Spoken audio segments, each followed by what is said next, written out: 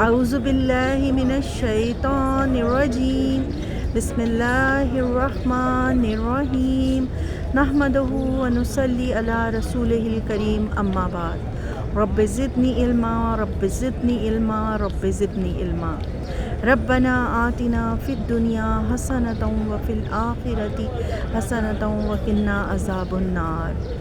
مدینہ پاک کی پرنور فضاؤں سے، گنبد خضرا کی چھاؤں سے آپ سب کو السلام علیکم ورحمۃ اللہ وبرکاتہ۔ سلسلہ ہمارا چل رہا ہے درس دورہ قرآن، پارہ نمبر 7 سورۃ المائدہ ہماری پارہ نمبر 6 سے ہی کنٹینیو ہے۔ چلیں ہم اپنا ترجمہ سٹارٹ کرتے ہیں۔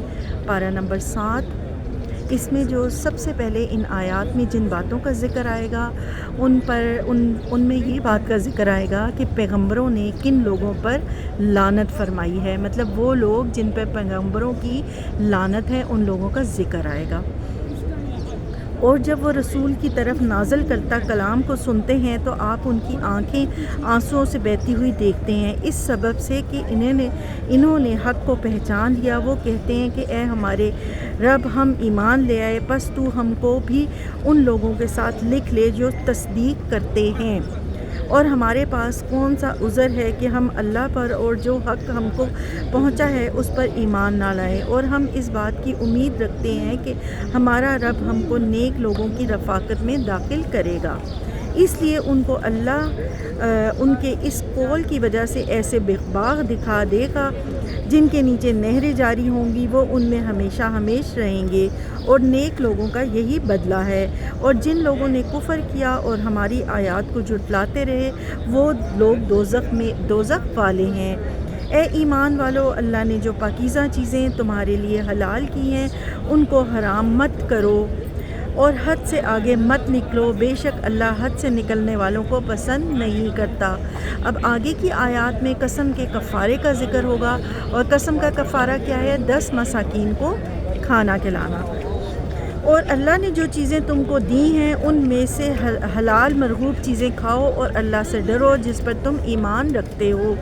اللہ تمہاری قسموں میں قسم پر تم سے مفاخذہ نہیں فرماتا، لیکن مفاخذہ اس پر فرماتا ہے کہ تم جن قسموں کو مضبوط کر دو۔ اس کا کفارہ 10 محتاجوں کو کھانا دینا ہے، اس درجے کا جو اپنے گھر والوں کو کھلاتے ہو، یا ان کو کپڑا دینا، یا ایک غلام یا لونڈی آزاد کرنا، اور جس کو یہ میسر نہ ہو تو 3 دن کے روزے رکھے۔ یہ تمہارے قسموں کا کفارہ ہے جب کہ تم قسم کھا لو، اور اپنی قسموں کا خیال رکھو۔ اسی طرح اللہ تمہارے لیے اپنے احکام بیان فرماتا ہے تاکہ تم شکر کرو۔ اے ایمان والو، بات یہی ہے کہ شراب اور جوا اور تھان وغیرہ اور پانسے کے تیر یہ سب گندی باتیں شیطانی کام ہیں۔ اب آگے کی جو آیات ہیں ان میں شراب، جوا، ان باتوں کا ذکر ہے کہ یہ شیطان کے گندے ترین کام ہیں، اور ان دونوں برائیوں میں جب انسان پڑ جاتا ہے تو وہ تباہ و برباد ہو جاتا ہے، اور ان دونوں برائیوں سے انسان اللہ سے غافل ہو جاتا ہے۔ آگے کی آیات میں ان باتوں کا ذکر ہے۔ یہ تمہاری قسموں کا کفارہ ہے جب تم قسم کھا لو اور اپنی قسموں کا خیال رکھو۔ اسی طرح اللہ تمہارے لیے اپنے احکام بیان فرماتا ہے تاکہ تم شکر کرو۔ اے ایمان والو، بات یہی ہے کہ شراب اور جوا اور تھان وغیرہ اور پانسے کے تیر یہ سب گندی باتیں شیطانی کام ہیں، ان سے بالکل الگ رہو تاکہ تم فلاح یاب ہو۔ شیطان تو یوں چاہتا ہے کہ شراب اور جوئے کے ذریعے سے تمہارے درمیان عداوت اور بغض کرا دے، اور اللہ کی یاد اور نماز سے تم کو باز رکھے۔ پس کیا تم باز آنے والے ہو؟ اور تم اللہ کی اطاعت کرتے رہو اور رسول کی اطاعت کرتے رہو، اور احتیاط رکھو۔ اگر اعراض کرو گے تو جان رکھو کہ ہمارے رسول کے ذمے صرف اور صرف پہنچا دینا ہے۔ ایسے لوگوں پر جو کہ ایمان رکھتے ہوں اور نیک کام کرتے ہوں اس چیز میں کوئی گناہ نہیں جس کو انہوں نے کھایا پیا، جب کہ وہ لوگ تقوی رکھتے ہوں اور ایمان رکھتے ہوں اور نیک کام کرتے ہوں، پھر پرہیزگاری کرتے ہوں اور ایمان رکھتے ہوں، پھر پرہیز کرتے ہوں اور خوب نیک عمل کرتے ہوں۔ اللہ ایسے نیکوکاروں سے محبت رکھتا ہے۔ اے ایمان والو، اللہ قدرے شکار سے تمہارا امتحان کرے گا جن تک تمہارے ہاتھ اور تمہارے نیزے پہنچ سکیں گے، تاکہ اللہ معلوم کر لے کہ کون شخص اس سے بن دیکھے ڈرتا ہے۔ سو جو شخص اس کے بعد حد سے نکلے گا اس کے لیے دردناک سزا ہے۔ اے ایمان والو، جب تم احرام کی حالت میں ہو تو شکار نہ مارو۔ اب آگے کی آیات میں احرام کی حرمت کا ذکر آ رہا ہے اور فدیے کا ذکر آ رہا ہے، اور جو لوگ حدود حرم میں جو جانور ذبح کرتے ہیں ان کا ذکر آ رہا ہے، اور مساکین کو کھانا کھلانے اور روزہ رکھنے کا ذکر آئے گا۔ اور جو شخص تم میں سے جان بوجھ کر شکار مارے گا تو اس پر فدیہ واجب ہوگا، جو کہ اس جانور کے برابر ہوگا جس کو اس نے مارا ہے، جس کا فیصلہ تم میں سے دو معتبر عادل شخص کر دیں، خواہ وہ فدیہ خاص چوپایوں میں سے ہو جو نیاز کے طور پر کعبے تک پہنچایا جائے، اور خواہ کفارہ مساکین کو دے دیا جائے، اور خواہ اس کے برابر روزے رکھ لیے جائیں تاکہ اپنے کام کی سزا چکھے۔ اللہ نے گزشتہ کو معاف کر دیا، اور جو شخص پھر ایسی ہی حرکت کرے گا تو اللہ انتقام لے گا، اور اللہ زبردست ہے انتقام لینے والا۔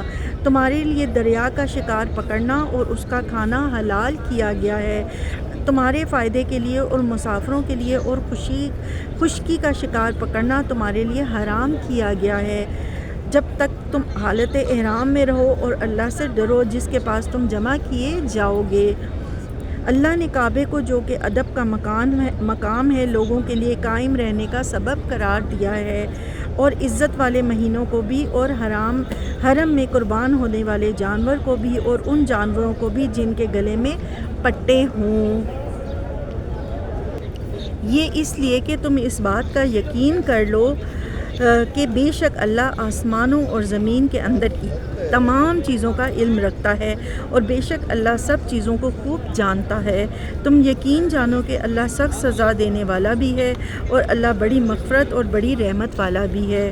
رسول کے ذمے تو صرف پہنچانا ہے، اور اللہ سب جانتا ہے جو کچھ تم ظاہر کرتے ہو اور جو کچھ پوشیدہ رکھتے ہو۔ آپ فرما دیجئے کہ ناپاک اور پاک برابر نہیں، گو آپ کو ناپاک کی کثرت بھلی لگتی ہو۔ اللہ سے ڈرتے رہو اے عقل مندو تاکہ تم کامیاب ہو۔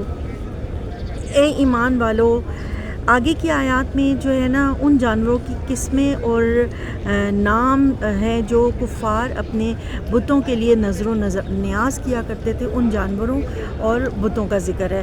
اے ایمان والو، ایسی باتیں مت پوچھو کہ اگر وہ تم پر ظاہر کر دی جائیں تو تمہیں ناگوار ہوں، اور اگر تم نزول قرآن کے زمانے میں ان باتوں کی بابت پوچھو گے تو تم پر ظاہر کر دی جائیں گی۔ سوالات گزشتہ اللہ نے معاف کر دیے، اور اللہ بڑی مغفرت والا، بڑے حلم والا ہے۔ ایسی باتیں تم سے پہلے اور لوگوں نے بھی پوچھی تھیں، پھر ان باتوں کے منکر ہو گئے۔ اللہ نے نہ بحیرہ کو جائز قرار دیا ہے، اور نہ صاحبہ کو، اور نہ وسیلہ کو، اور نہ حام کو، لیکن جو لوگ کافر ہیں وہ اللہ پر جھوٹ لگاتے ہیں، اور اکثر کافر عقل نہیں رکھتے۔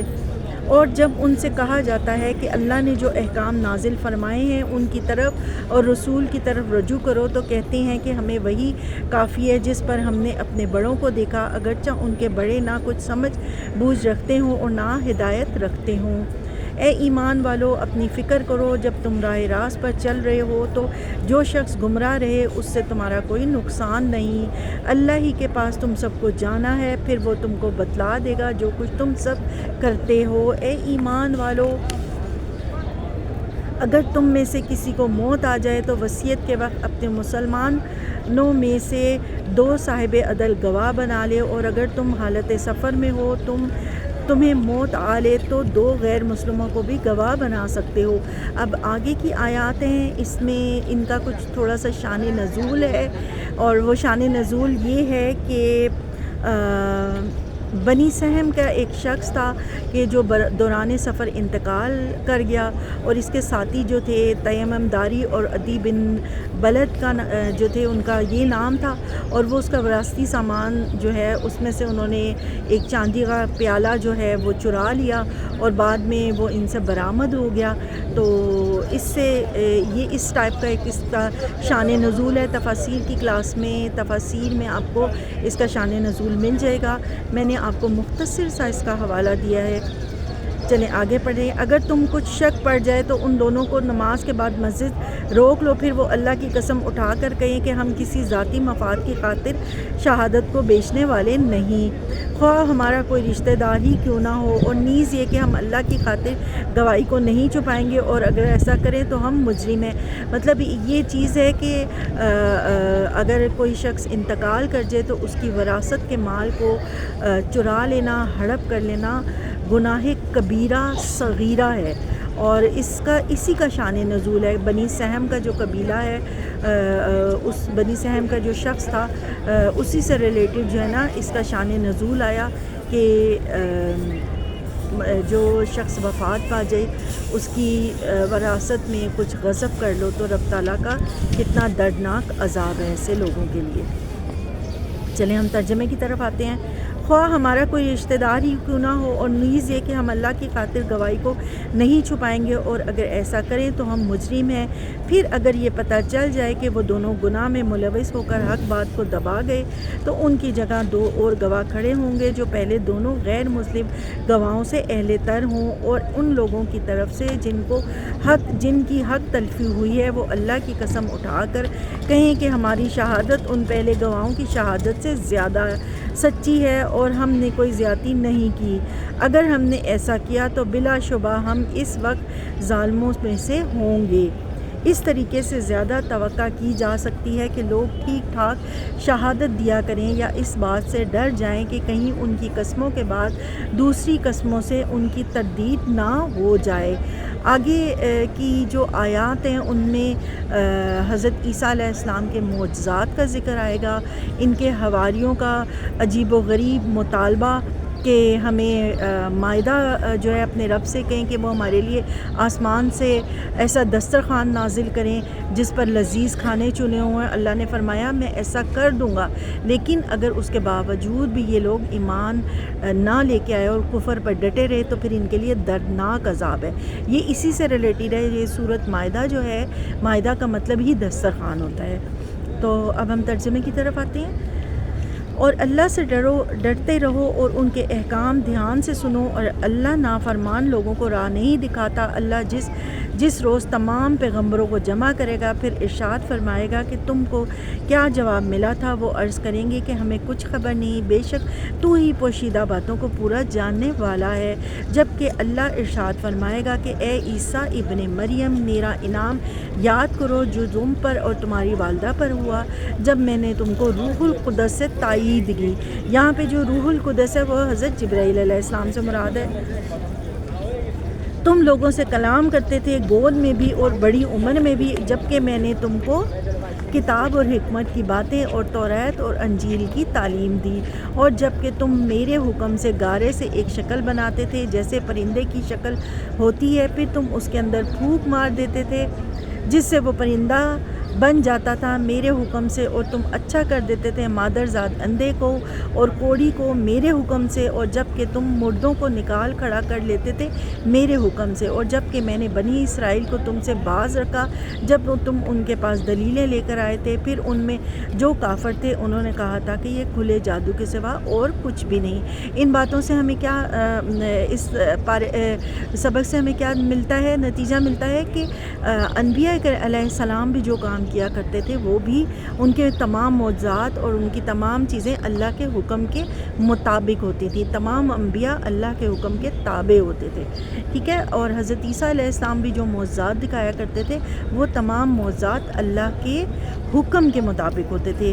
مثلاً وہ مادرزاد اندھے کو زندہ کر دیا کرتے تھے، مادرزاد اندھے کو جو ہے وہ اس کی آنکھوں کی بینائی واپس لے آتے تھے، کوڑی کو جو ہے وہ ٹھیک کر دیا کرتے تھے، اور اسی طرح مردے کو نکال کھڑا کرتے تھے، پرندے گاڑی مٹی اور گارے سے پرندہ بناتے تھے اور اس کو پھر کچھ لمحے کے لیے اڑا دیتے تھے، تو لیکن یہ تمام معجزات رب تعالیٰ کے حکم سے تھے۔ اب ہم ترجمے کی طرف آتے ہیں۔ اور جب میں نے حواریوں کو حکم دیا کہ تم مجھ پر اور میرے رسول پر ایمان لاؤ، انہوں نے کہا ہم ایمان لائے اور آپ گواہ رہیے کہ ہم پورے فرما بردار ہیں۔ وہ وقت یاد کے قابل ہے جب کہ حواریوں نے عرض کیا کہ اے عیسیٰ ابن مریم، کیا آپ کا رب ایسا کر سکتا ہے کہ ہم پر آسمان سے ایک خوان نازل فرما دے؟ آپ نے فرمایا کہ اللہ سے ڈرو اگر تم ایماندار ہو۔ وہ وقت یاد کے قابل ہے جب کہ حواریوں نے عرض کیا اے عیسیٰ ابن مریم، کیا آپ کا رب ایسا کر سکتا ہے کہ ہم پر آسمان سے ایک خوان نازل فرما دے؟ آپ نے فرمایا کہ اللہ سے ڈرو اگر تم ایماندار ہو۔ وہ بولے ہم یہ چاہتے ہیں کہ اس میں سے کھائیں اور ہمارے دلوں کو پورا اطمینان ہو جائے اور ہمارا یہ یقین اور بڑھ جائے کہ آپ نے ہم سے سچ بولا ہے، ہم گواہی دینے والوں میں سے ہو جائیں۔ عیسیٰ ابن مریم نے دعا کی کہ اے اللہ، اے ہمارے پروردگار، ہم پر آسمان سے کھانا نازل فرما کہ وہ ہمارے لیے یعنی ہم میں جو اول ہیں اور جو بعد میں ہیں سب کے لیے ایک خوشی کی بات ہو جائے اور تیری طرف سے ایک نشان ہو جائے، اور تو ہم کو رزق عطا فرما اور تو سب رزق عطا کرنے والوں سے اچھا ہے۔ اللہ تعالیٰ نے فرمایا کہ میں وہ کھانا تم لوگوں پر نازل کرنے والا ہوں، پھر جو شخص تم میں سے اس کے بعد کفر کرے گا تو میں اس کو ایسی سزا دوں گا کہ وہ سزا دنیا جہان والوں میں سے کسی کو نہ دوں گا۔ ٹھیک ہے، آگے کی آیات میں ہے روز قیامت اللہ تعالیٰ کا عیسیٰ علیہ السلام سے سوال اور عیسیٰ علیہ السلام کا جواب، اس بات کا ذکر آئے گا آگے کی آیات میں۔ اور وہ وقت بھی قابل ذکر ہے جب اللہ فرمائے گا کہ اے عیسیٰ ابن مریم، کیا تم نے ان لوگوں سے کہا تھا کہ مجھے اور میری ماں کو بھی اللہ کے علاوہ معبود قرار دے لو؟ عیسیٰ عرض کریں گے کہ تو پاک ہے، مجھے کسی لائق نہ تھا کہ میں ایسی بات کہتا جس کے کہنے کا مجھے کوئی حق نہیں۔ اگر میں نے کہا ہوگا تو تجھے اس کا علم ہوگا، تو میرے دل کے اندر کی بات بھی جانتا ہے، اور جو کچھ تیرے نفس میں ہے میں اس کو نہیں جانتا۔ تمام غیبوں کا جاننے والا تو ہی ہے۔ میں نے تو ان سے اور کچھ نہیں کہا مگر صرف وہی جو تو نے مجھے حکم فرمایا تھا کہ تم اللہ کی بندگی اختیار کرو جو میرا بھی رب ہے اور تمہارا بھی رب ہے۔ میں ان پر گواہ رہا جب تک ان میں رہا، پھر جب تو نے مجھے اٹھا لیا تو میں ان پر نگران تھا، اور تو ہر چیز کی پوری خبر رکھتا ہے۔ اگر تو ان کو سزا دے تو وہ تیرے بندے ہیں، اور اگر تو ان کو معاف فرما دے تو زبردست ہے، حکمت والا ہے۔ اللہ ارشاد فرمائے گا کہ یہ وہ دن ہے کہ جو لوگ سچے تھے ان کا سچا ہونا ان کے کام آئے گا۔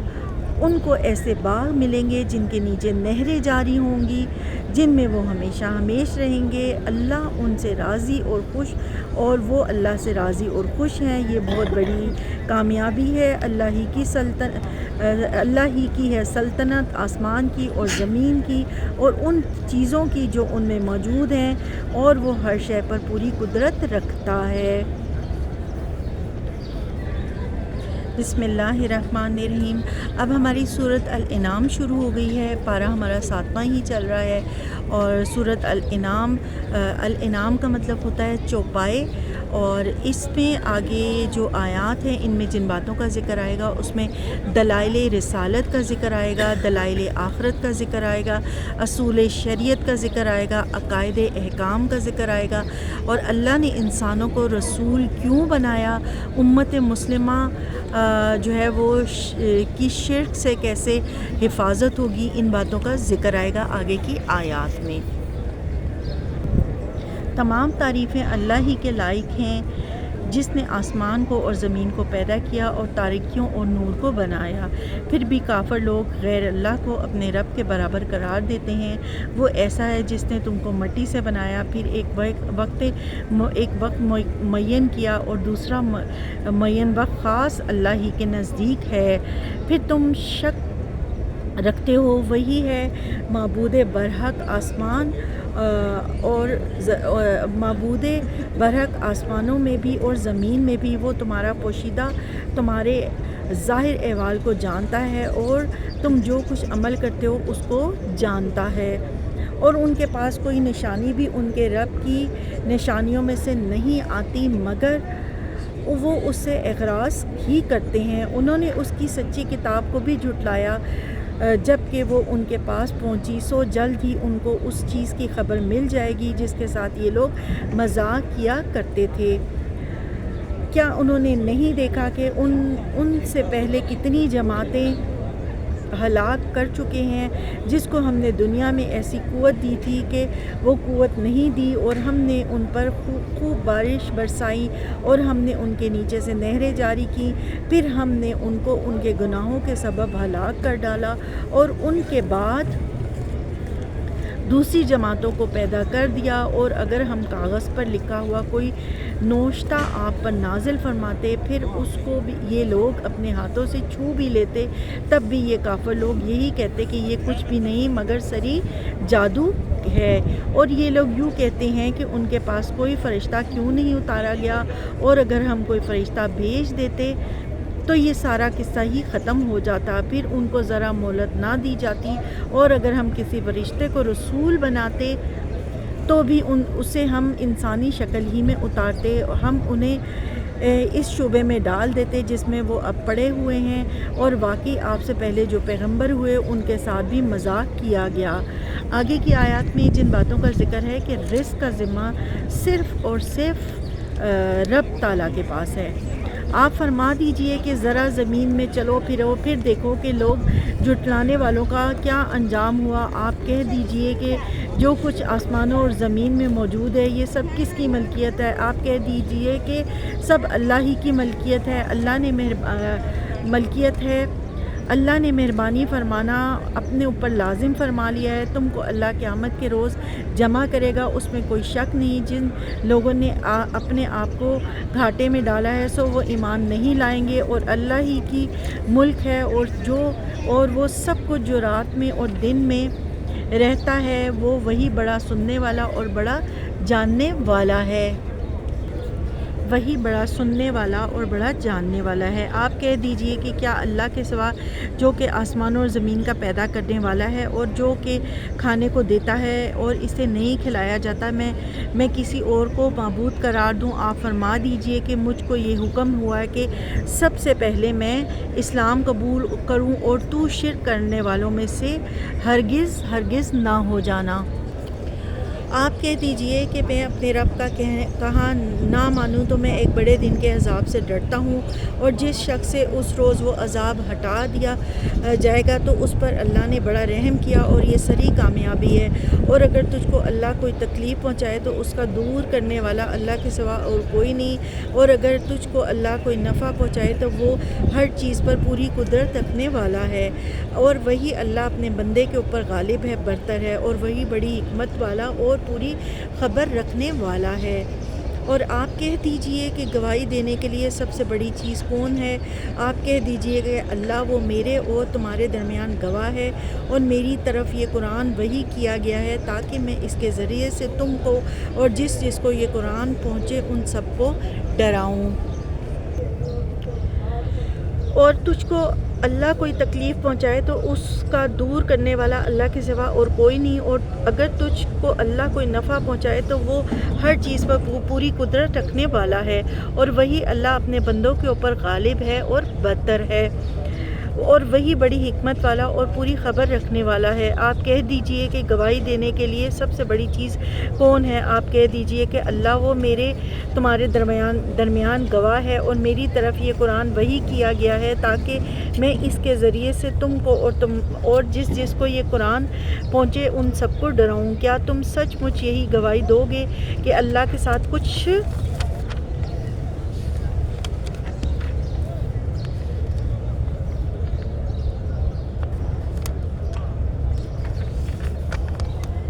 کہ اللہ کے سوا کچھ معبود بھی ہیں، آپ کہہ دیجئے کہ میں تو گواہی نہیں دیتا، آپ فرما دیجئے کہ بس وہ تو ایک ہی معبود ہے، اور بے شک میں تمہارے شرک سے بیزار ہوں۔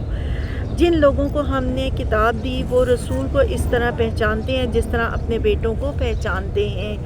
جن لوگوں نے اپنے آپ کو گھاٹے میں ڈالا ہے وہ ایمان نہیں لائیں گے، اور اس سے زیادہ بے انصاف کون ہوگا جو اللہ پر جھوٹ بہتان باندھتا ہے یا اللہ کی آیات کو جھٹلاتا ہے۔ اللہ ایسے بے انصافوں کو کامیابی نہ ہوگی، اور وہ وقت بھی یاد کرنے کے قابل ہے جس روز ہم تمام لوگوں کو جمع کریں گے، پھر ہم مشرکین سے کہیں گے کہ تمہارے وہ شرکا جن کے معبود ہونے کا تم دعویٰ کرتے تھے کہاں گئے؟ پھر ان کے شرک کا انجام اس کے سوا اور کچھ بھی نہ ہوگا کہ وہ یوں کہیں گے کہ قسم اللہ کی ہمارے پروردگار کی ہم مشرک نہ تھے۔ ذرا دیکھو تو انہوں نے کس طرح جھوٹ بولا اپنی جانوں پر، اور جو جھوٹ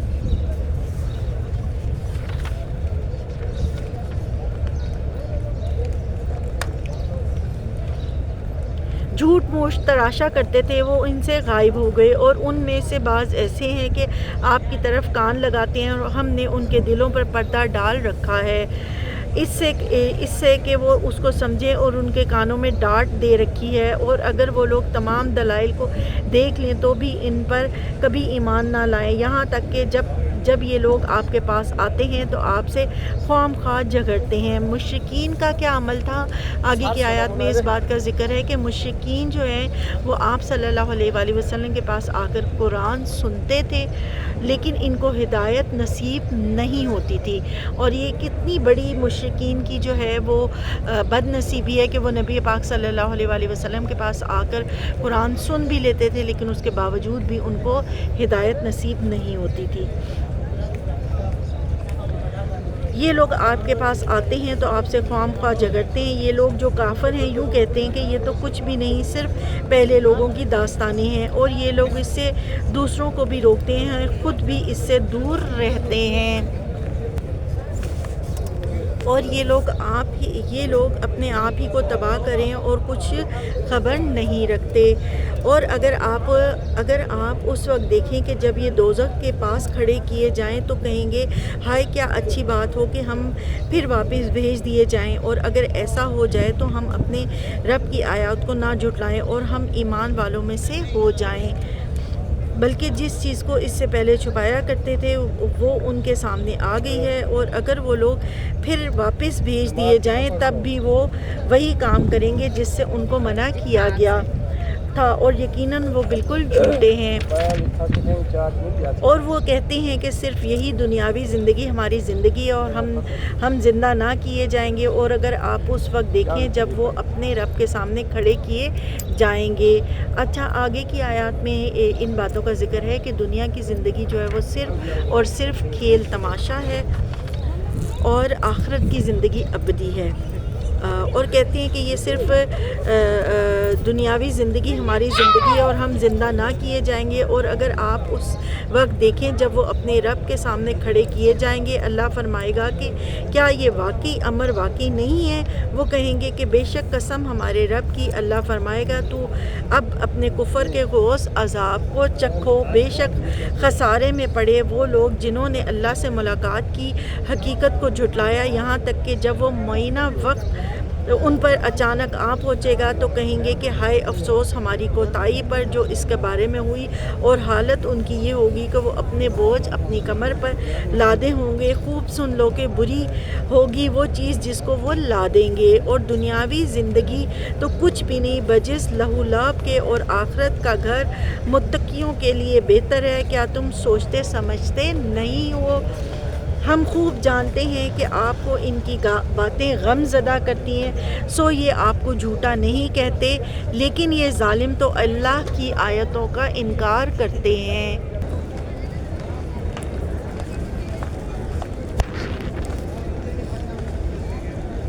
اور بہت سے پیغمبر جو آپ سے پہلے ہوئے ان کی بھی تکذیب کی جا چکی ہے، سو انہوں نے صبر کیا صبر ہی کیا، ان کی تکذیب کی گئی اور ان کو ایذا پہنچائی گئی، یہاں تک کہ ہمارے امداد ان تک پہنچی۔ اللہ کی باتوں کو کوئی بدلنے والا نہیں، اور آپ کے پاس بعض پیغمبروں کی کچھ خبریں تو آ چکی، اور اگر آپ ان کو ان کا اعراض گراں گزرتا ہے، تو اگر آپ کو یہ قدرت ہے کہ زمین میں کوئی سرنگ یا آسمان میں کوئی سیڑھی ڈھونڈ لو، پھر کوئی معجزہ لے آؤ تو کرو، اور اللہ کو منظور ہوتا تو ان سب کو راہ راست پر جمع کر دیتا۔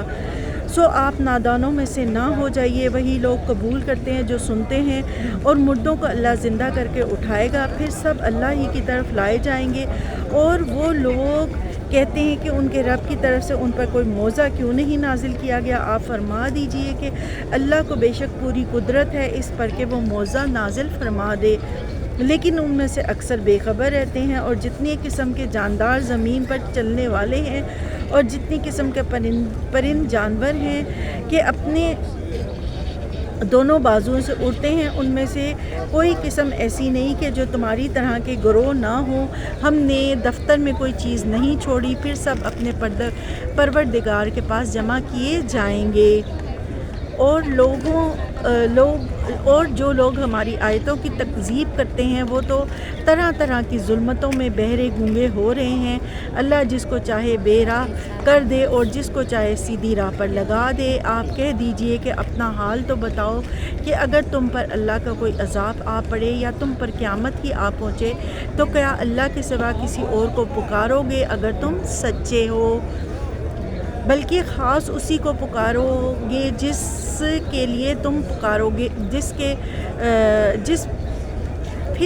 کے لیے تم پکارو گے اگر وہ چاہے تو اس کو بھی ہٹا دے، اور جس کو تم شریک ٹھہراتے ہو اس سب کو بھول بھال جاؤ گے۔ اور بلا شبہ ہم نے امتوں کی طرف بھی جو کہ آپ سے پہلے گزر چکی ہیں پیغمبر بھیجے تھے، سو ہم نے ان کو تنگ دستی اور بیماری سے پکڑا تاکہ وہ عاجزی سے گڑ گڑائیں۔ سو جب ان کو ہماری سزا پہنچی تھی تو انہوں نے عاجزی کیوں نہیں کی، لیکن ان کے دل سخت ہو گئے اور شیطان نے ان کے اعمال کو ان کے خیال میں آراستہ کر دیا۔ اب آگے کی آیات میں جن باتوں کا ذکر آئے گا کہ جب قومیں اخلاقی جو ہے وہ پستیوں میں مبتلا ہو جاتی ہیں اور اپنے آپ کو برباد کر دیتی ہیں، تو اللہ کی عطا کی ہدایت سے منہ پھیر لیتی ہیں، تو پھر ان کا انجام کیا ہوتا ہے؟ پھر جب وہ لوگ ان چیزوں کو بھولے رہے جن کو ان کی نصیحت کی جاتی تھی، تو ہم نے ان پر ہر چیز کے دروازے کشادہ کر دیے، یہاں تک کہ جب ان چیزوں پر جو کہ ان کو ملی تھی وہ خوب اترا گئے، ہم نے ان کو اچانک پکڑ لیا، پھر تو وہ بالکل مایوس ہو گئے۔ پھر ظالم لوگوں کی جڑ کٹ گئی، اور اللہ کا شکر ہے جو تمام عالم کا پروردگار ہے۔ آپ کہہ دیجئے کہ یہ بتلاؤ، اگر اللہ تمہاری سماعت اور بصارت بالکل لے لے اور تمہارے دلوں پر مہر کر دے، تو اللہ کے سوا اور کوئی معبود ہے کہ تم کو پھیر دے؟ آپ دیکھیے تو ہم کس طرح دلائل کو مختلف انداز سے پیش کر رہے ہیں، پھر بھی یہ اعراض کرتے ہیں۔ آپ کہہ دیجئے یہ بتلاؤ کہ اگر تم پر اللہ کا عذاب آ پڑے، خواہ اچانک یا اعلانیہ، تو کیا بجز ظالم کے اور بھی کوئی ہلاک کیا جائے گا؟ اور ہم پیغمبروں کو صرف اس لیے بھیجا کرتے ہیں کہ وہ بشارت دیں اور ڈرائیں، پھر جو ایمان لے اور اصلاح کر لے تو ان لوگوں پر کوئی اندیشہ نہیں، نہ وہ مغموم ہوں گے۔ اور جو لوگ ہماری آیتوں کو جھٹلاتے ہیں ان کو اس وجہ سے عذاب پہنچے گا کہ وہ نافرمانی کرتے ہیں۔ آپ کہہ دیجئے کہ نہ تو میں تم سے یہ کہتا ہوں کہ میرے پاس اللہ کے خزانے ہیں، اور نہ میں غیب جانتا ہوں، اور نہ میں تم سے یہ کہتا ہوں کہ میں فرشتہ ہوں۔ آگے کی آیات میں جو ہے نا ایمان لانے والوں کو خوشخبریاں سنائی گئی ہیں، اور اللہ کن لوگوں پر مہربان ہوتا ہے ان باتوں کا ذکر ہے۔ میں تو صرف جو کچھ میرے پاس وحی آتی ہے اس کا اتباع کرتا ہوں۔ آپ کہہ دیجئے کہ اندھا اور بینا کہیں برابر ہو سکتا ہے؟ سو کیا تم غور نہیں کرتے؟ اور ایسے لوگوں کو ڈرائیے جو اس بات سے اندیشہ رکھتے ہیں کہ اپنے رب کے پاس ایسی حالت میں جمع کیے جائیں گے کہ اللہ کے سوا نہ کوئی ان کا مددگار ہوگا اور نہ کوئی ان کا شفیق ہوگا، اس امید پر کہ وہ ڈر جائیں ان لوگوں کو اپنے سے دور نہ ہٹائیں جو صبح شام اپنے پروردگار کی عبادت کرتے ہیں، خاص اس کی رضامندی چاہتے ہیں۔ ان کے حساب سے آپ کے ذمہ کچھ نہیں اور نہ آپ کے حساب سے کچھ ان کے ذمہ ہے، سو اگر آپ انہیں اپنے سے دور ہٹائیں گے تو آپ ظلم کرنے والوں میں سے ہو جائیں گے۔ اور اسی طرح ہم نے بعض لوگوں کو دوسروں کے ذریعے سے آزمائش میں ڈال رکھا ہے تاکہ یہ لوگ کہا کریں کیا یہ لوگ ہیں کہ ہم سب میں سے ان پر اللہ نے فضل کیا؟ کیا یہ بات نہیں ہے کہ اللہ شکر گزاروں کو خوب جانتا ہے؟ اور وہ لوگ جب آپ کے پاس آئیں جو ہماری آیتوں پر ایمان رکھتے ہیں تو یوں کہہ دیجئے کہ تم پر سلامتی ہو، تمہارے رب نے مہربانی فرمانا اپنے ذمے مقرر کر لیا ہے۔ جو شخص تم میں سے برا کام کر بیٹھے جہالت سے، پھر وہ اس کے بعد توبہ کر لے، اصلاح کر رکھے، تو اللہ کی یہ شان ہے کہ وہ بڑی مغفرت کرنے والا، بڑی رحمت والا ہے۔ اب آگے کی آیات میں جو ہے وہ نبی کا جو ہے وہ کفار کو جواب ہے اپنے بارے میں کہ باطل کے ساتھ سمجھوتا نہیں ہو سکتا، اس بات کا جواب ہے۔ جو شخص تم میں سے برا کام کر بیٹھے جہالت سے، پھر وہ اس کے بعد توبہ کر لے، اصلاح رکھے، تو اللہ کی یہ شان ہے کہ وہ بڑی مغفرت کرنے والا ہے، بڑی رحمت والا ہے۔ اس طرح ہم آیات کو تفصیل سے بیان کرتے ہیں اور تاکہ مجرمین کا طریقہ ظاہر ہو جائے، آپ کہہ دیجئے کہ مجھ کو اس بات سے روک دیا گیا ہے کہ ان کی عبادت کروں جن کو اللہ کے سوا تم لوگ پکارتے ہو۔ آپ کہہ دیجئے کہ میں تمہاری خواہش کی پیروی نہ کروں گا، کیونکہ اس حالت میں تو میں بیرا ہو جاؤں گا اور رائے راست پر چلنے والوں میں نہ رہوں گا۔ آپ کہہ دیجئے کہ میرے پاس تو ایک دلیل ہے میرے رب کی طرف سے اور تم اس کی تکذیب کرتے ہو۔ جس چیز کی تم جلد بازی کر رہے ہو وہ میرے پاس نہیں، حکم تو صرف اللہ ہی کا ہے جو حق ہی بیان کرتا ہے، وہی سب سے اچھا فیصلہ کرنے والا ہے۔ آپ کہہ دیجئے اگر میرے پاس وہ چیز ہوتی جس کی تم جلد بازی کر رہے ہو تو میرے اور تمہارے درمیان معاملے کا فیصلہ ہو چکا ہوتا۔ اور ظالموں کو اللہ خوب جانتا ہے اور اللہ ہی کے پاس غیب ہیں، غیب کی کنجیاں ہیں، خزانے ان کو اللہ کے سوا کوئی نہیں جانتا، اور وہ تمام چیزوں کو جانتا ہے جو کچھ خشکی میں ہے اور جو کچھ دریاؤں میں ہے، اور کوئی پتہ نہیں گرتا مگر اس کو بھی جانتا ہے، اور کوئی دانہ زمین کے تاریک حصوں میں نہیں پڑتا، نہ کوئی تر اور نہ کوئی خشک چیز گرتی ہے مگر یہ سب کتاب مبین میں ہے۔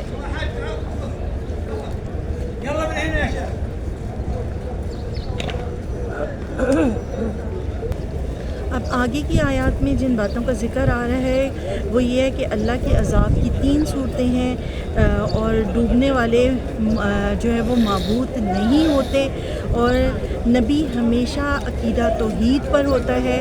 ان باتوں کا آگے کی آیات میں ذکر آئے گا۔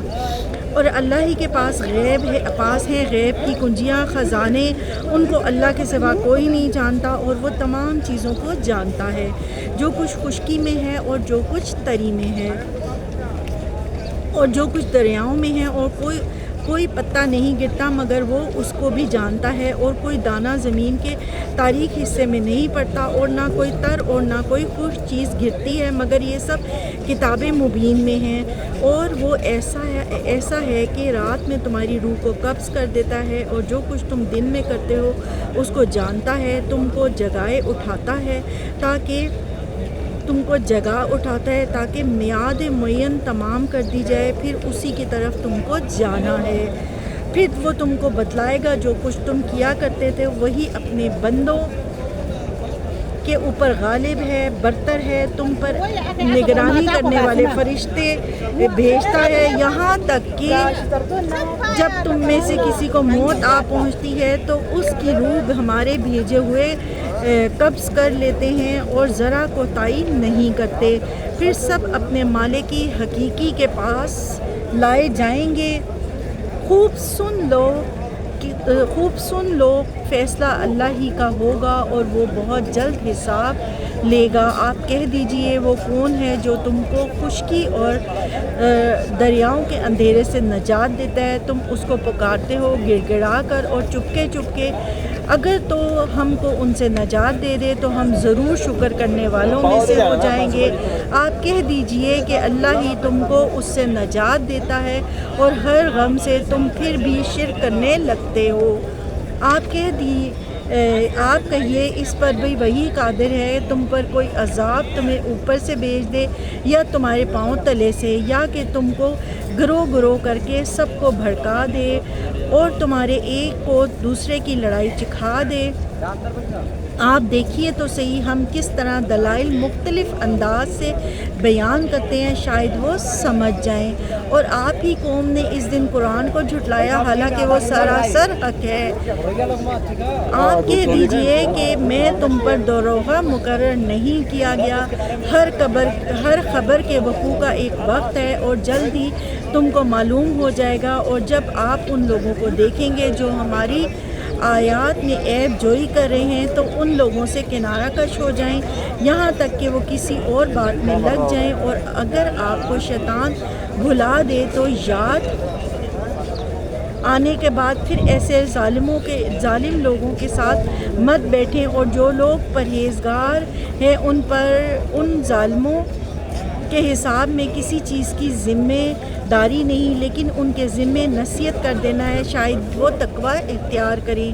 اور ایسے لوگوں سے بالکل کنارہ کش رہیں جنہوں نے اپنے دین کو کھیل تماشا بنا رکھا ہے اور دنیوی زندگی نے انہیں دھوکے میں ڈال رکھا ہے۔ اور آپ اس قرآن کے ذریعے سے نصیحت بھی کرتے رہیں تاکہ کوئی شخص اپنے کردار کے سبب اس طرح نہ پھنس جائے کہ کوئی غیر اللہ اس کا نہ کوئی مددگار ہو نہ سفارشی، اور یہ کیفیت ہو کہ دنیا بھر کا معاوضہ بھی دے ڈالے تب بھی اس سے نہ لیا جائے۔ یہ ایسے ہی ہے کہ اپنے کردار کے سبب پھنس گئے، ان کے لیے نہایت تیز گرم پانی پینے کے لیے ہوگا اور دردناک سزا ہوگی۔ ان کے کفر کے سبب آپ کہہ دیجئے کہ کیا ہم اللہ کے سوا ایسی چیزوں کو پکاریں کہ نہ وہ ہم کو نفع پہنچائے اور نہ ہم کو نقصان پہنچائے، اور کیا ہم الٹے پھر جائیں اس کے بعد کہ ہم کو اللہ نے ہدایت کر دی ہے، جیسے کوئی شخص ہو کہ اس کو شیطانوں نے کہیں جنگل میں بیرا کر دیا ہو اور وہ بھٹکتا پھرتا ہو، اس کے کچھ ساتھی بھی ہوں کہ وہ اس کو ٹھیک راستے کی طرف بلا رہے ہوں کہ ہمارے پاس آپ کہہ دیجئے کہ یقینی بات ہے کہ راہ راست و خاص اللہ ہی کی راہ ہے، اور ہم کو یہ حکم ہوا ہے کہ ہم پروردگار عالم کے پورے فرما بردار ہو جائیں، اور یہ کہ نماز کی پابندی کرو اور اس سے ڈرو، اور وہی ہے جس کے پاس تم سب کو جمع کیے جاؤ گے، اور وہی ہے جس نے آسمانوں اور زمین کو باقاعدہ پیدا کیا ہے، اور جس وقت اللہ اتنا کہہ دے گا تو ہو جا، بس وہ ہو پڑے گا۔ آگے کی آیات میں جو ہے وہ سور کو پھونکنے کا حکم آئے گا، حضرت ابراہیم علیہ السلام کا اپنے باپ کو دعوت ایمان دینے کا ذکر آئے گا، اور حضرت ابراہیم علیہ السلام کا غور اور تدبر آئے گا۔ اللہ اتنا کہہ دے گا تو ہو جا، بس وہ ہو پڑے گا، اس کی بات سچی ہے اور ساری حکومت خاص اسی کی ہوگی۔ جبکہ سور میں پھونک ماری جائے گی، وہ جاننے والا ہے پوشیدہ چیزوں کا اور ظاہری چیزوں کا، اور وہی ہے بڑی حکمت والا، پوری خبر رکھنے والا، اور وہ وقت بھی یاد کرنے کے قابل ہے جب ابراہیم نے اپنے باپ آزر سے فرمایا کہ کیا تو بتوں کو معبود قرار دیتا ہے؟ بے شک میں تجھ کو اور تیری ساری قوم کو سری گمراہی میں دیکھتا ہوں۔ اور ہم نے اسی طرح ابراہیم کو آسمانوں اور زمین کے مخلوق دکھلائیں، اور تاکہ وہ کامل یقین کرنے والوں میں سے ہو جائیں۔ پھر جب رات کی تاریکی ان پر چھا گئی تو انہوں نے ایک ستارہ دیکھا، آپ نے فرمایا کہ یہ میرا رب ہے، مگر جب وہ غروب ہو گیا تو آپ نے فرمایا غروب ہو جانے والوں سے محبت نہیں رکھتا۔ یہ ابراہیم علیہ السلام کا غور و تدبر کا ذکر آ رہا ہے۔ پھر جب چاند کو چمکتا ہوا دیکھا تو فرمایا کہ یہ میرا رب ہے، لیکن جب وہ غروب ہو گیا تو آپ نے فرمایا اگر مجھ کو میرے رب نے ہدایت نہ کی تو میں گمراہ لوگوں میں شامل ہو جاؤں گا۔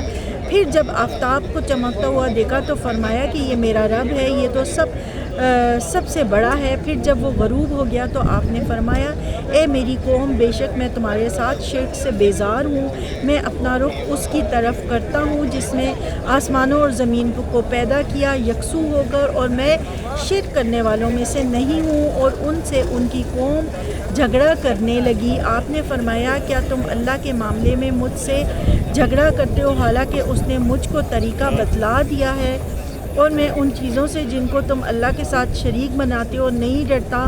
ہاں اگر میرا پروردگار ہی کوئی امر چاہے، میرا پروردگار ہر چیز کو اپنے علم میں گھیرے ہوئے ہے، کیا تم پھر بھی خیال نہیں کرتے؟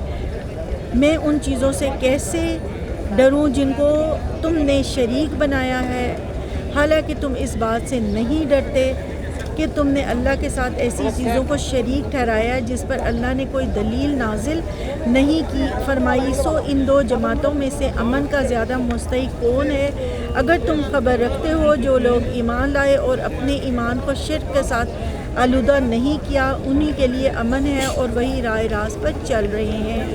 اور یہ ہماری حجت تھی جو ہم نے ابراہیم کو ان کی قوم کے مقابلے میں دی تھی، ہم جس کو چاہتے ہیں مرتبوں میں بڑھا دیتے ہیں، بے شک آپ کا رب بڑا حکمت والا ہے، بڑا علم والا ہے۔ اور ہم نے ان کو اسحاق دیا اور یعقوب، ہر ایک کو ہم نے ہدایت کی، اور پہلے زمانے میں ہم نے نوح کو ہدایت کی اور ان کی اولاد میں سے داؤد کو اور سلیمان کو اور ایوب کو اور یوسف کو اور موسیٰ کو اور ہارون کو، اور اسی طرح ہم نیک کام کرنے والوں کو جزا دیا کرتے ہیں۔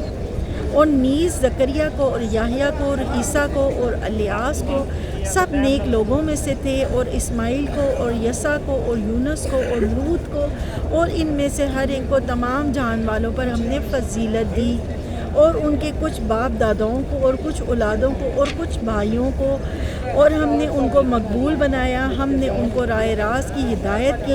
اللہ کی ہدایت وہ یہی ہے اپنے بندوں میں سے جس کو چاہے اس کی ہدایت کرتا ہے۔ اگر فرضاً یہ حضرات بھی شرکت کرتے تو جو کچھ یہ اعمال کرتے تھے ان کے سب غارت ہو جاتے۔ یہ لوگ ایسے تھے کہ ہم نے ان کو کتاب اور حکمت اور نبوت عطا کی تھی، سو اگر یہ لوگ نبوت کا انکار کریں تو ہم نے ان کے لیے ایسے بہت سے لوگ مقرر کر دیے ہیں جو اس کے منکر نہیں۔ یہ ہی لوگ ایسے تھے جن کو اللہ نے ہدایت کی تھی، سو آپ بھی انہی کے طریقے پر چلیے۔ آپ کہہ دیجئے کہ میں تم سے اس پر کوئی معاوضہ نہیں چاہتا، یہ تو صرف تمام جہان والوں کے لیے ایک نصیحت ہے۔ اور ان لوگوں نے اللہ کی جیسی قدر پہچاننا واجب تھی ویسی قدر نہ پہچانی، جبکہ یوں کہہ دیا کہ اللہ نے کسی بشر پر کوئی چیز نازل نہیں کی۔ آپ یہ کہہ دیجئے کہ وہ کتاب کس نے نازل کی ہے جس کو موسیٰ لائے تھے، جس کی کیفیت یہ ہے کہ وہ نور ہے اور لوگوں کے لیے ہدایت ہے، جس کو تم نے ان متفرق اوراق میں رکھ چھوڑا ہے جن کو ظاہر کرتے ہو اور بہت سی باتوں کو چھپاتے ہو، اور تم کو بہت سی ایسی باتیں بتائی گئی ہیں جن کو نہ تم جانتے تھے اور نہ تمہارے بڑے۔ آپ کہہ دیجئے کہ اللہ نے نازل فرمایا ہے، پھر ان کو ان کے خرافات میں کھیلتے رہنے دیجئے، اور یہ بھی ایسی ہی کتاب ہے جس کو ہم نے نازل کیا ہے جو بڑی برکت والی ہے، اپنے سے پہلے کتابوں کی تصدیق کرنے والی ہے، تاکہ آپ مکہ والوں کو اور آس پاس والوں کو ڈرائیں، اور جو لوگ آخرت کا یقین رکھتے ہیں ایسے لوگ اس پر ایمان لے آتے ہیں، اور وہ اپنی نمازوں کی بھی حفاظت یعنی کہ پابندی کرتے ہیں۔ اور اس شخص سے زیادہ ظالم کون ہوگا جو اللہ پر جھوٹ تہمت لگائے یا یوں کہے کہ مجھ پر وحی آتی ہے حالانکہ اس کے پاس کسی بات کی بھی وحی نہیں آئی، اور جو شخص یوں کہے کہ جیسا کلام اللہ نے نازل کیا ہے اسی طرح کا میں بھی لاتا ہوں، اور اگر آپ اس وقت دیکھیں جبکہ یہ ظالم لوگ موت کی سختیوں میں ہوں گے اور فرشتے اپنے ہاتھ بڑھا رہے ہوں گے، ہاں اپنی جانیں نکالو، آج تم کو ذلت کی سزا دی جائے گی اس سبب سے کہ تم اللہ کے ذمے جھوٹی باتیں لگاتے تھے اور تم اللہ کی آیات سے تکبر کرتے تھے، اور تم ہمارے پاس تنہا آ گئے۔ اب آگے کی جو آیات ہیں ان میں اللہ کی نشانیوں پر غور کرنے کی اہمیت بتائی گئی ہے، اور اللہ تعالیٰ بے مثال نعمتیں اور قدرتیں رکھتا ہے، اس بات کا ذکر آیا ہے۔ موت کی سختیوں میں ہوں گے اور فرشتے اپنے ہاتھ بڑھا رہے ہوں گے، ہاں اپنی جانیں نکالو، آج تم کو ذلت کی سزا دی جائے گی اس سبب سے کہ تم اللہ کے ذمے جھوٹی باتیں لگاتے تھے اور تم اللہ کی آیات سے تکبر کرتے تھے، اور تم ہمارے پاس تنہا آ گئے جس طرح ہم نے اول بار تم کو پیدا کیا تھا، اور جو کچھ ہم نے تم کو دیا تھا اس کو اپنے پیچھے ہی چھوڑ آئے، اور ہم تو تمہارے ہمراہ تمہاری ان شفاعت کرنے والوں کو نہیں دیکھتے جس کی نسبت تم دعویٰ رکھتے تھے کہ وہ تمہارے معاملے میں شریک ہیں۔ واقعی تمہارا آپس میں تعلق تو قطع ہو گیا اور وہ تمہارا دعویٰ سب تم سے گیا گزرا ہوا، بے شک اللہ دانے کو اور گٹھلیوں کو پھاڑنے والا ہے، وہ جاندار کو بے جان سے نکالتا ہے اور وہ بے جان کو جاندار سے نکالنے والا ہے۔ اب آگے کی آیات میں سمندروں کا راستہ معلوم کرنا، ستاروں کے ذریعے اللہ کی اس قدرت کا ذکر ہے۔ اللہ یہ ہے سو تم کہاں الٹے چلے جا رہے ہو، وہ صبح کا نکالنے والا ہے، اس نے رات کو راحت کی چیز بنایا ہے اور سورج اور چاند کو حساب سے رکھا ہے، یہ اس ذات کے اندازے ہیں جو قادر ہے، بڑے علم والا ہے۔ اور وہ ایسا ہے جس نے تمہارے لیے ستاروں کو پیدا کیا تاکہ تم ان کے ذریعے سے اندھیروں میں، خشکی میں اور دریاؤں میں راستہ معلوم کر سکو۔ بے شک ہم نے دلائل خوب کھول کھول کر بیان کر دیے ہیں ان لوگوں کے لیے جو خبر رکھتے ہیں۔ وہ ایسا ہے جس نے تم کو ایک شخص سے پیدا کیا، پھر ہر ایک کے لیے ایک ٹھہرنے کی جگہ ہے اور ایک سونپے جانے کی۔ بے شک ہم نے دلائل خوب کھول کھول کر بیان کر دیے ہیں ان لوگوں کے لیے جو سمجھ بوجھ رکھتے ہیں۔ آگے جو ہے اللہ کی نعمتوں کا ذکر اور آ رہا ہے دلائل کے ساتھ، اور بے شک ہم نے دلائل خوب کھول کھول کر بیان کر دیے ہیں ان لوگوں کے لیے جو سمجھ بوجھ رکھتے ہیں۔ اور وہ ایسا ہے جس نے آسمان سے پانی برسایا، پھر ہم نے اس کے ذریعے سے ہر قسم کے نباتات کو نکالا، پھر ہم نے اس سے سرسبز شاخیں نکالی جس سے ہم تہ بتہ دانے والے خوشے نکالتے ہیں، اور کھجوروں کے شگوفوں سے گچھے پیدا کرتے ہیں جو پھل کی وجہ سے جھکتے ہیں، اور انگور کے باغ اور زیتون اور انار جو ایک دوسرے سے ملتے جلتے بھی ہیں اور انہیں بھی اور نہیں بھی ملتے، اور ہر ایک کے پھل کو دیکھو جب وہ پھلتا ہے، اس کے پکنے کو دیکھو، ان میں دلائل ہیں ان لوگوں کے لیے جو ایمان رکھتے ہیں۔ اور لوگوں نے شیاطین کو اللہ کا شریک قرار دے رکھا ہے، حالانکہ ان لوگوں کو اللہ ہی نے پیدا کیا ہے۔ ان لوگوں نے اللہ کے حق میں بیٹے اور بیٹیاں بلا سند تراش رکھی ہیں، وہ پاک ہے اور برتر ہے ان باتوں سے جو وہ بیان کرتے ہیں۔ وہ آسمان اور زمین کا موجد ہے، اللہ کے اولاد کہاں ہو سکتی ہے حالانکہ اس کی بیوی ہی نہیں، اور اللہ نے ہر چیز کو پیدا کیا اور وہ ہر چیز کو خوب جاننے والا ہے۔ یہ ہے اللہ تمہارے رب، اس کے سوا کوئی اللہ تمہارا رب، اس کے سوا کوئی عبادت کے لائق نہیں، ہر چیز کا پیدا کرنے والا، بس تم اس کی عبادت کرو، اور ہر چیز کارساز ہے، وہ ہر چیز کا کارساز ہے۔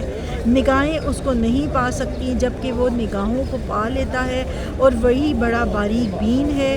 بلا شبہ تمہارے پاس تمہارے رب کی جانب سے حق کے دلائل پہنچ چکے ہیں، سو جو شخص دیکھ لے گا وہ اپنا فائدہ کرے گا، اور جو شخص اندھا رہے گا وہ اپنا نقصان کرے گا۔ اور میں تمہیں نگران نہیں، اور میں تمہارا نگران نہیں ہوں، اور ہم اس طور پر دلائل کو مختلف اندازے سے بیان کرتے ہیں تاکہ یہ یوں کہیں کہ آپ نے کسی سے پڑھ لیا۔ اب آگے کی آیات میں اس بات کا ذکر ہے کہ دلائل کے باوجود اللہ کا انکار، تاکہ ہم اس کو دانش مندوں کے لیے خوب ظاہر کر دیں۔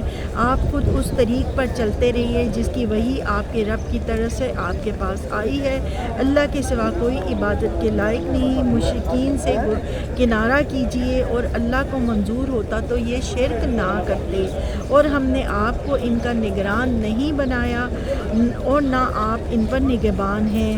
اور مت گالی دو ان کو جن کی یہ لوگ اللہ کو چھوڑ کر عبادت کرتے ہیں، کیونکہ پھر وہ جہالت کی وجہ سے حد سے گزر کر اللہ کی شان میں گستاخی کریں گے۔ ہم نے اس طرح ہر طریقہ والوں کے لیے ان کا عمل مرغوب بنا رکھا ہے، پھر اپنے رب ہی کے پاس ان کو جانا ہے، سو وہ ان کو بتلا دے گا جو کچھ بھی وہ کیا کرتے تھے۔ اور ان لوگوں نے قسموں میں بڑا زور لگا کر اللہ کی قسم کھائی کہ اگر ان کے پاس کوئی نشانی آ جائے تو وہ ضرور ہی اس پر ایمان لے آئیں گے۔ آپ کہہ دیجئے کہ نشانیاں سب اللہ کے قبضے میں ہیں، اور تم کو اس کی کیا خبر کہ وہ نشانیاں جس وقت آ جائیں گی یہ لوگ تب بھی ایمان نہ لائیں گے، اور ہم بھی ان کے دلوں کو اور ان کی نگاہوں کو پھیر دیں گے جیسا کہ یہ لوگ اس پر پہلی دفعہ ایمان نہیں لائے، اور ہم ان کو ان کی سرکشی میں حیران کر دیں گے۔